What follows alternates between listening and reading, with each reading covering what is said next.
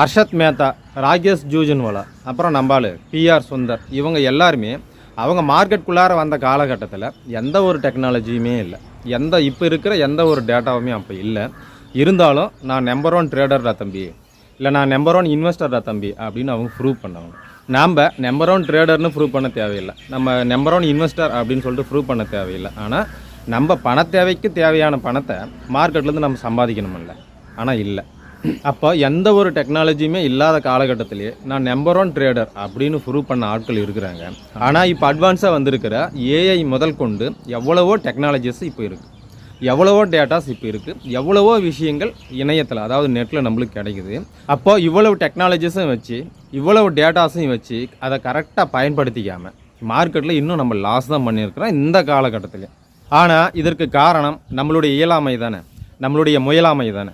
ஒரு நாள் முயலும் வெல்லும், ஒரு நாள் ஆமையும் வெல்லும், ஆனால் ஒருபோதும் முயலாமை வாய்ப்பில்லை ராஜா, வாய்ப்பில்லை.